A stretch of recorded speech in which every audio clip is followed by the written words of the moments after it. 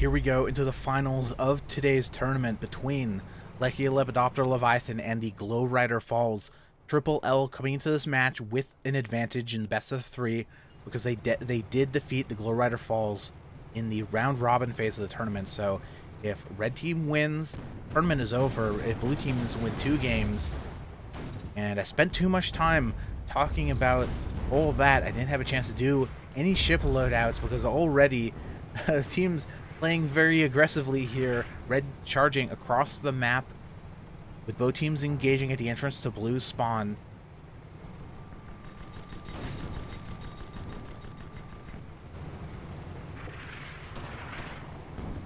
With Watcha from the Friend Fish taking down front guns as well as the balloon of the Bamboozle Moth.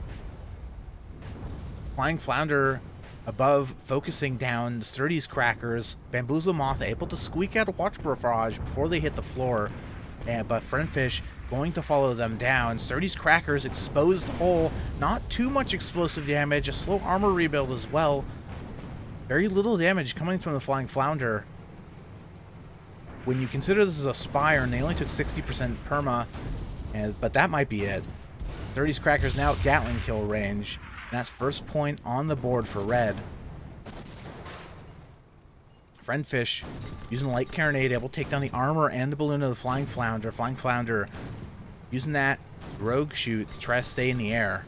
And Friendfish looks like going to try to, well, I was going to say try to find a way to disengage, but it seems like, at least for the moment, they're continuing the fight on the Flying Flounder. Bamboozle Moth still dealing with a low balloon, so it's going to be a few more seconds where they're able to get back into the fight. And because they are fighting at the entrance to blue's spawn, Sturdy's Crackers potentially going to be able to get in this fight very quickly. And there goes Mobula. Friendfish, they lined up the angle. Mobula maybe unaware that the wall was right behind them. Very fast kill. That's the Canyon Ambush special right there. And Bamboozle Moth does finally get their ship in order to re-engage, but not fast enough. Sturdy's Crackers back in the fight. An assisted turn from the wall, allowing Bamboozle Moth to potentially get their gun arcs back on the Friendfish. But here comes all the fire, all the damage from the glass cannon of the Sturdy's Crackers, as well as the Watcha of the Friendfish. And that's going to be it for the red Stormbreaker. Now, very quickly going to try to take a look at these loadouts, which I unfortunately cannot select either of the blue ships because of a current bug in the game client. However, Friendfish for the Glowryder Falls looks like is bringing Watcha and, come on camera, and 2 light carronades. Then their ally, the Spire, the Sturdy's Crackers, Lumberjack Hades with 2 light flaks. So very high DPS composition, no gun disable, no shatter damage for the Spire. It's all damage. Then for red team, Legio, Lepidoptera, Leviathan already down 2-1 in the first game of the set. We have the Red Judgment, Bamboozle Moth, Lumberjack Watcha paired with Gatling and Mortar, and their allied Flying Flounder, Mercury, Dual Artemis, Gatling, and Light Flak.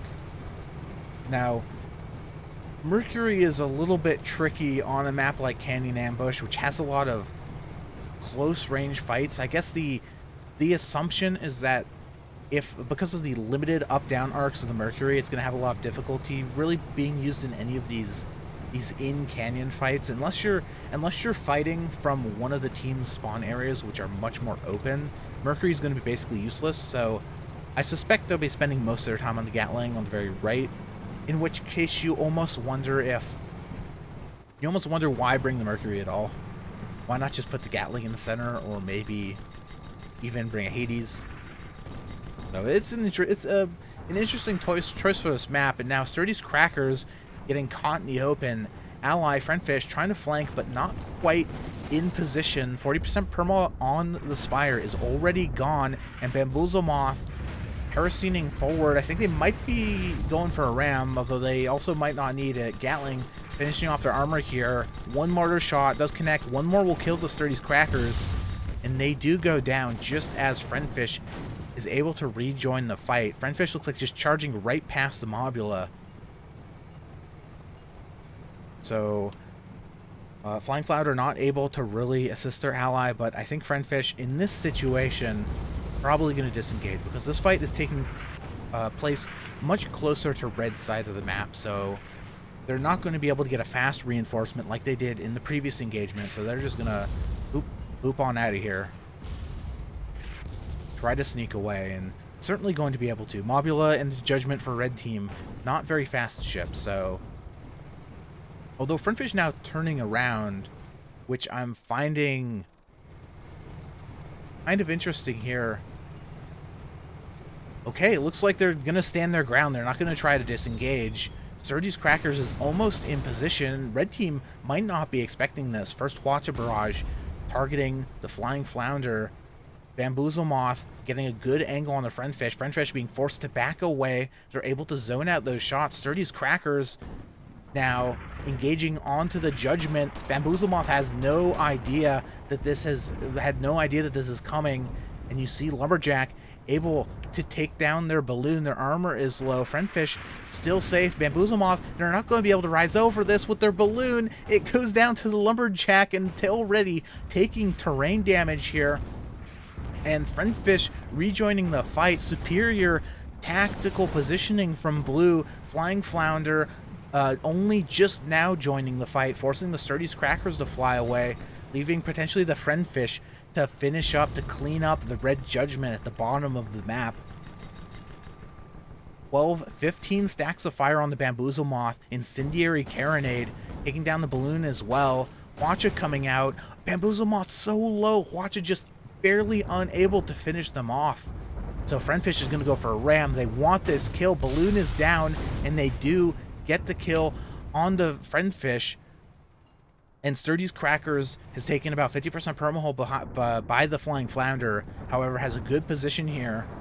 Spire can fly through this gap. Mobula cannot. So they're able to zone out the shots long enough for the Friendfish to re-engage. And here's a 2v1 onto the Flying Flounder. This is probably going to be a 4th point, with Friendfish bumping them down into the bottom of the map. Lake Carronade blending them. Hwacha coming out. No engines. They're using Drogue Shoot. Try to stay in the air, but it's not going to be enough here. Boom. Mobula does go down. I don't even think the Friendfish was touching them. I think that was a terrain kill. Fair and true. And now, Glowryder Falls are on match point here on Canyon Ambush. Sturdy's Crackers pretty heavily damaged. And you saw that last fight. Really, that was a very, I would say, Glowryder Thralls style of tactic from the Glowwater Thrall style of tactic from the Glowryder Falls, where blue team, they created a situation where Legio, Lepidoptera, Leviathan was expecting the Friendfish to disengage. They were not expecting the Friendfish to suddenly turn around and be in a position, and they basically set up a perfect 2-pincer attack with their Spire. And that allowed them to win the fight. I don't think that's going to work again. That's the main issue here, is now they have a half-damage Spire that is going to have a lot of difficulty surviving through any sort of an initiation that doesn't start with a surprise advantage for blue. So I'll be very curious to see how Mighty Cab decides to... how they decide to start this next fight. And you see they're playing very conservatively here. Fire's just waiting against the wall. I think they're definitely... the Glowryder Falls are definitely trying to bait red team into the canyons. You see the Sturdy's Crackers. They're waiting behind this wall. Unspotted. They're just hanging out. I really hope red team does not fall for this a second time.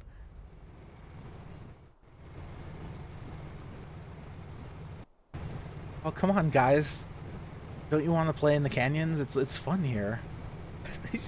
They're trying so hard to bait them in. I love it.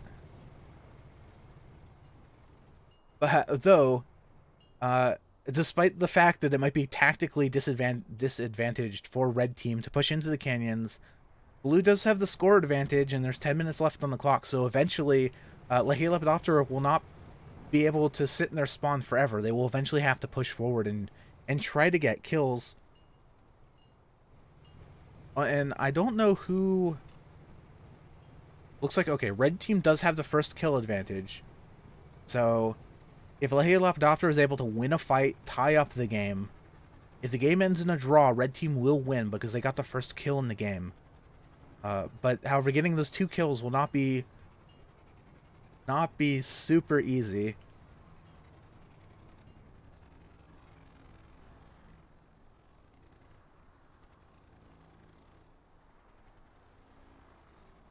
This feels like an old Canyon Ambush match with one team just sitting in their spawn and the other team at the entrance to their spawn just waiting for an opportunity to do anything at all. This is very old. We don't see matches like this a lot. Over the years, teams have definitely, at the start of competitive Guns of Icarus, we definitely saw a lot more defensive, conservative play. A lot of sniper, long-range sniper weapons. Teams with very strong mechanics in long-range duels. However, due to, I don't know, the introduction of a lot of faster ships, the balance changes, Hwacha becoming good, and other factors, teams over the years have definitely shifted towards a more aggressive style of play. So we don't see a lot of like slow, drawn-out engagements like this very often anymore. Certainly not as often as we used to. Now, Sturdy's Crackers has a good sniper angle on the Flying Flounder. Lumberjack shots coming out, taking out the Mobule's balloon. Bamboozlemoth is not going to be able to reposition here very easily, being a frontal ship, not a broadside ship. And Sturdy's Crackers has repositioned here. I wonder which target they're going to go for. Seems like maybe losing their armor, forcing them to rise up, respecting the Mobula rather than going for the kill. And now Bamboozlemoth is going to punish them. Armor is down, balloon is down, they're flying into the waiting arms of the Flying Flounder. Next armor break, probably going to be it for the Sturdy's Crackers. Artemis shots coming out, Hwacha coming out, hitting an exposed hole. Sturdy's Crackers able to get the armor rebuilt in just the last second, but Gatling going to be enough to finish them off here. And now the Friendfish, once again, left alone in enemy territory. I don't know if they're going to be able to get a fast kill on the Mobula. Are we going to finally see the Friendfish truly run from a fight? Are they going to actually turn tail, which they've refused to do for the entirety of the game? I suspect the answer is yes in this case. And finally, we do have a disengagement. Red team there, 7 minutes left on the clock. They weren't able to get 2 points, but they were able to get 1. And they need at least 1 more for the draw rule, the tie rule, to come into effect. A battle of inches rather than a battle of miles, it seems. In this scenario, at least.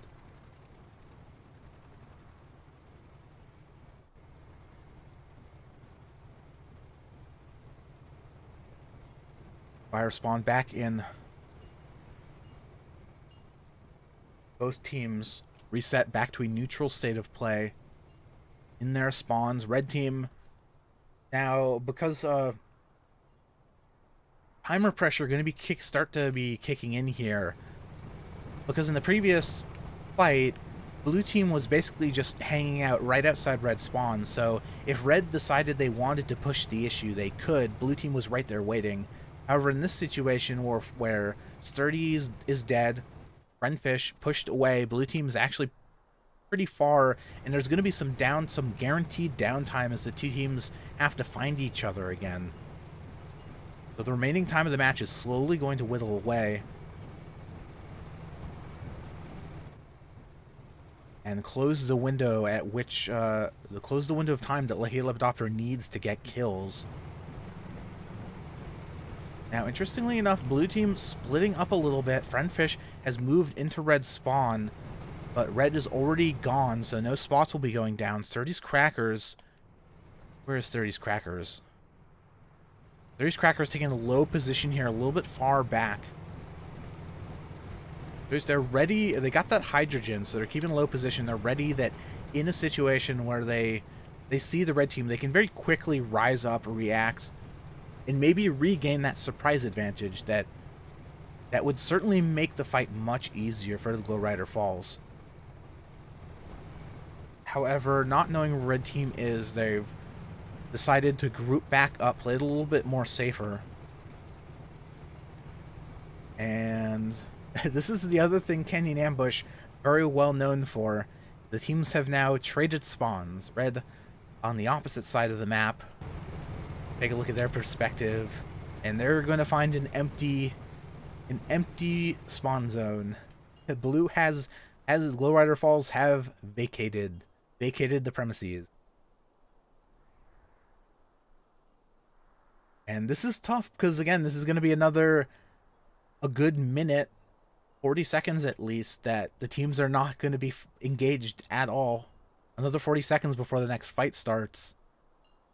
And the time is slowly ticking away. It's certainly possible we might be seeing a timeout putting us into the next game, because keep in mind, Legio, Lepidoptera, Leviathan are the ones that came out of the round robin group stage of the tournament.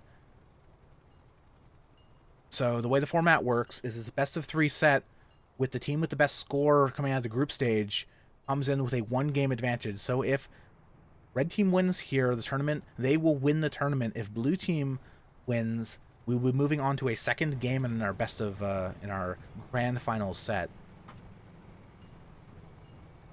And I think the Glowryder Falls, they want to win this tournament, so they're just hanging out. They're waiting for red team to find their way back to their own spawn.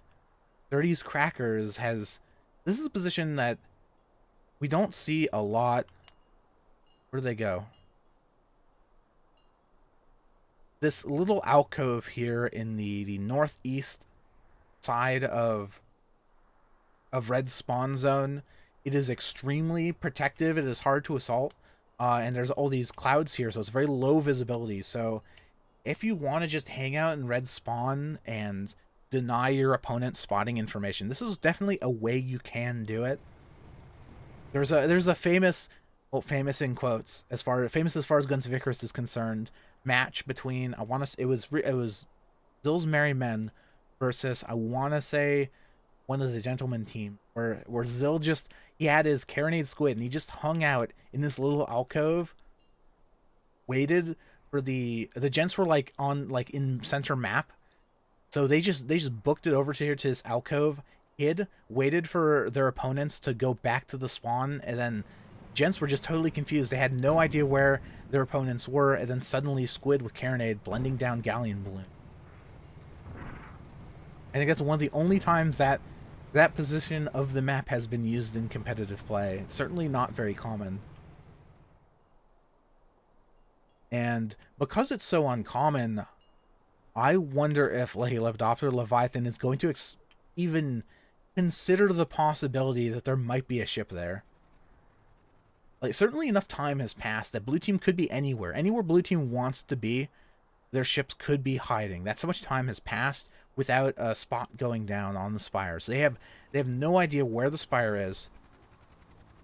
Unless they're gonna mind game here.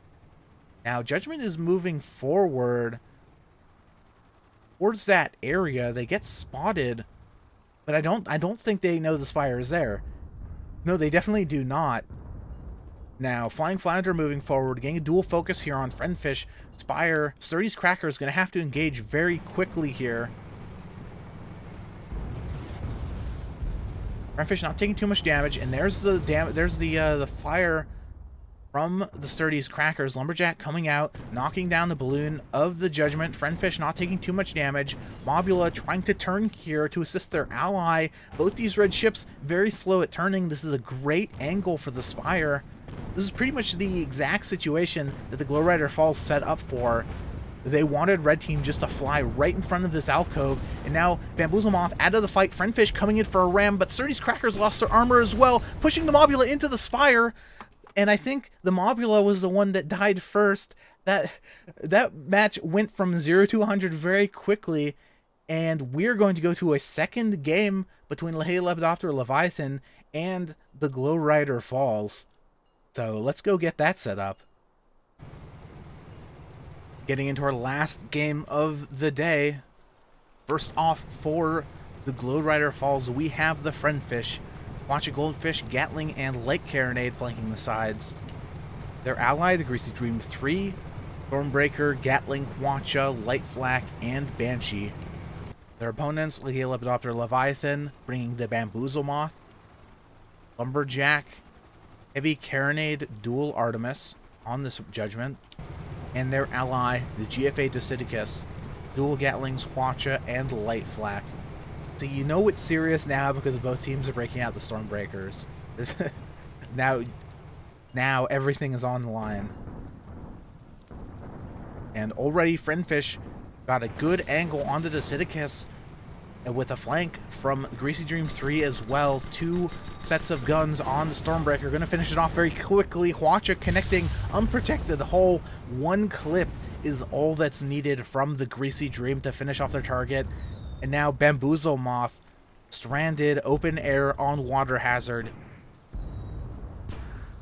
We have a potential here for a second point. Glowryder falls. This is the type of extremely aggressive play that these captains are known for. Bamboozle Moth dodging. An incoming Hwacha barrage rising to the top of the map. Try to buy a little bit of time for the Dosidicus to come back in. They do get a good heavy carronade clip into the Friendfish's balloon, so Friendfish going to be dropping down here. Just a moment. Heavy carronade taking down the balloon again. Greasy Dream 3 trying to rise up, but the Dosidicus is coming back in. Greasy Dream taking a little bit of a bump against the terrain. Good Hwacha connections, back and forth, both sides, multiple guns down on both Stormbreakers. Friendfish switching target to the Dosidicus, but once again exposing their balloon to the heavy carronade. Bamboozle Moth doing a good job keeping Friendfish suppressed, forcing the Greasy Dream to switch targets to the Judgment. Finally, heavy carronade does go down to the Hwacha, but here's Dosidicus. Armor's down on the Judgment. Dosidicus is going to be able to force them away, I think, probably, before they're able to do any real damage with the light flax.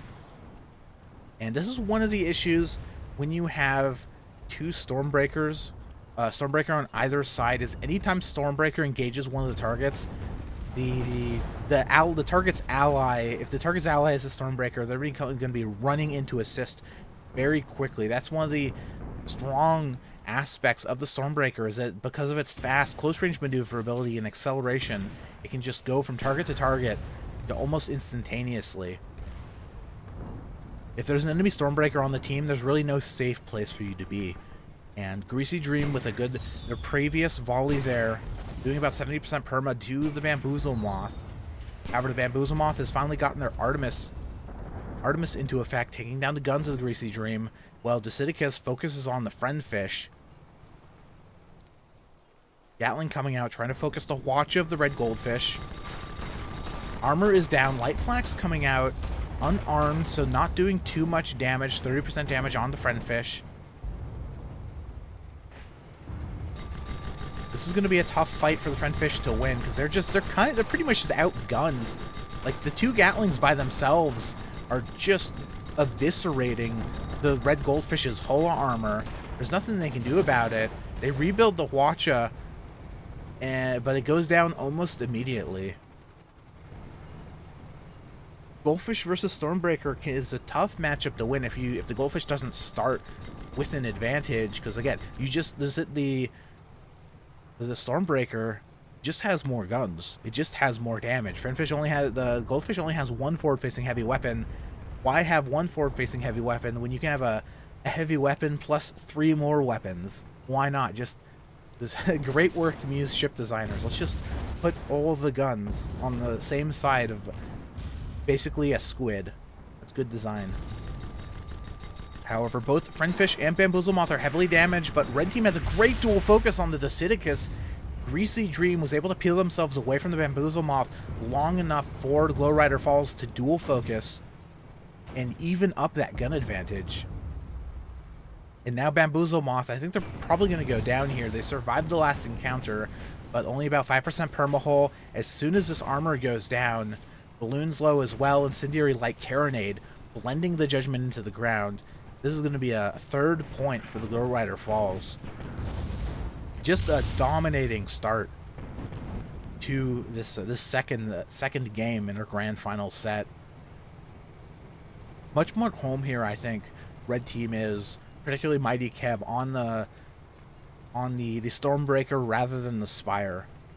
Lets him utilize his close range mobility chops that Mighty Keb is so well known for. Judgment just unable to react fast enough to really deal with the tactics that the Glowryder Falls are bringing. Now, blue has spawned. They've taken the east spawn of the map. Hey, this is a protected spawn. There's a little bit of terrain if they want to hang out, try to use long-range guns. And I suspect Red's split up here. They're on a scouting mission.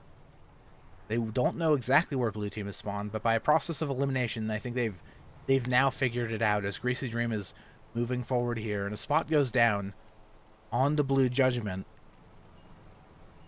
Friendfish is heavily damaged from the previous fight, so they're gonna have to play pretty carefully here. And you already see Friendfish going for they're kind of going for a flank, but they were spotted during that positioning, so Dicidicus has already moved back to assist the Allied Judgment. Now, despite that, 4 components down on the Bamboozle Moth. Incendiary Carronade coming out. But Heavy Carronade from the Bamboozle Moth able to take out the Friendfish's balloon first. And Dicidicus just unloading Stormbreaker Arsenal onto the Goldfish, able to finish it off. This is risky from the Greasy Dream. They do have the point advantage. They've gotten the armor down on the Bamboozle Moth, but Dicidicus is here, and they might be giving up another point. I don't know. That's maybe a little bit of an ambitious plan. If I was the Greasy Dream, I might have tried to escape here. And oh, Friendfish taking the close spawn as well. This might be a classic meat grind from the Glowryder Falls. Maybe they got a little too bullheaded from the first fight that they were able to win so easily. Now, these close spawns in, Friendfish has to be very careful here. If they start losing engines, this could be a big problem. So one side engine is down, balloon is down. Greasy Dream has spawned back in. It's just Glowryder Falls is just going for it. I don't know if they're going to be able to survive the Dicidicus' onslaught, though. Well, maybe they are. Greasy Dream spawned back in. Looks like first Gatling coming for the Bamboozle Moth. Hwacha from the Dicidicus. Not a great connection on the Greasy Dream. Most of it going into the hole, but Heavy Carronade from the Bamboozle Moth takes down the balloon, and now Greasy Dream is in a really bad way. Dual Gatlings, no armor. This is a no armor zone. And now the score is suddenly tied up. Red team, perhaps fallacious tactical decision making here in the halfway point of the last game of our tournament. Friendfish gonna have to try to escape here. Main engine currently down, so they're just hanging out in open air. And I think they are going to be able to, with the assistance of the terrain, they're going to be able to escape. Greasy Dream has spawned back in. And they have to be very careful about which target they decide to go for. You know, what we've been seeing the Greasy Dream has been targeting the Bamboozle Moth primarily in these last 2 fights. But I feel like if they just went for the Dicidicus, that would be a much faster kill rather than just spending all their time trying to Gatling down the Bamboozle Moth's armor. Just go for the Stormbreaker. Stormbreaker, it's a very fast ship, very powerful ship, but it's also pretty squishy, so it dies fast if you shoot it with guns. So seems like that's going to be the case here. Bamboozle Moth, unfortunately zoned out by the terrain, not going to be able to assist their ally for a few more seconds. And I don't know if the Dicidicus has a few more seconds. 2 engines down, all the guns are down. Greasy Dream 3 once again leaving the blue Stormbreaker to go for the Judgment rather than securing the kill. They're really afraid of the Judgment's damage, so they're doing what they can to try to keep them occupied, try to keep them disabled. They do get a good Hwacha connection onto the front of the Bamboozle Moth's guns and such. And they have taken on the armor. Hwacha comes out. Armor's already rebuilt. Armor's going to go down. Again, are we going to get some light flax? Here's Banshees. Banshees picking away. Light flax coming in. We might finally see the Greasy Dream able to get a kill on the Bamboozle Moth. But Friendfish is currently losing the fight in the background, so the window, they do get the kill on the Judgment. Friendfish, at least for the time being, still alive. Armor goes down. They're at the height ceiling. Dicidicus trying to get their guns back in arc. And now juking a bit, dodging back down, using stamina. And this could be it. Glowryder Falls are on match point. Dicidicus is stuck in open air. Next Hwacha connection, if it takes down their engines, I think that's going to be it for the Stormbreaker. 2 engines, 3 engines. Gatling coming out. Big damage, light flax. And the Glowryder Falls, with an extremely aggressive style of play they brought to this final game, have taken the tournament. They've taken SCS 199, and they are your Guns of Icarus champions for this week. Congratulations to you guys.